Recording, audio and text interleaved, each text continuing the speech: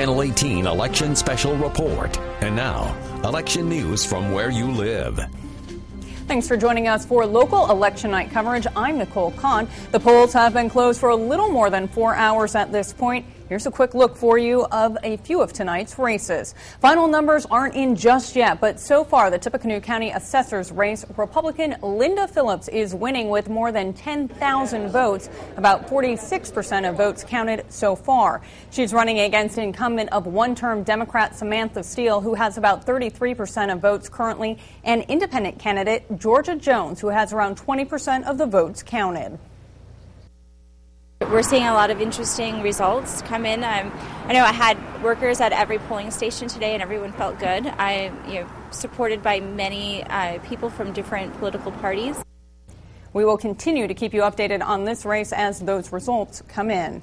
Republican Krista Coffey is winning the race for Tippecanoe County Circuit Court Clerk with 61% of the vote. She is defeating Democrat Susan Schechter. Coffey is currently Chief Deputy Clerk.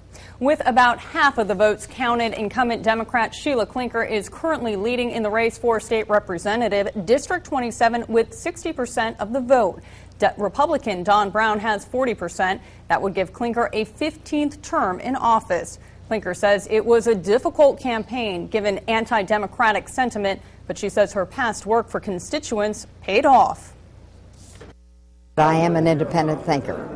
I do not always vote with the Democratic Party or with the Speaker, and I feel that I have done what my constituents want me to do. I've worked hard in this area to do the right thing. I hope my constituents agree with that, but I've also worked in a bipartisan manner.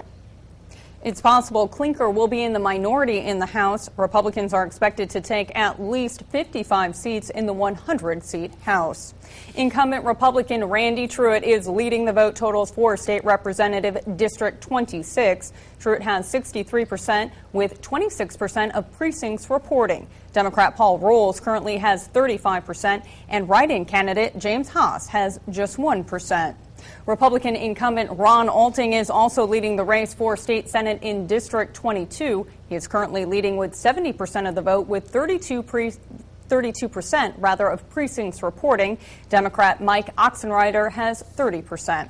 Republican Todd Rokita will fill the congressional seat formerly held by Republican Steve Buyer. Rokita received 70% of the votes, beating Democrat David Sanders with 25% and Libertarian John Duncan with 5%. It was announced in January that Buyer would retire after 18 years representing District 4.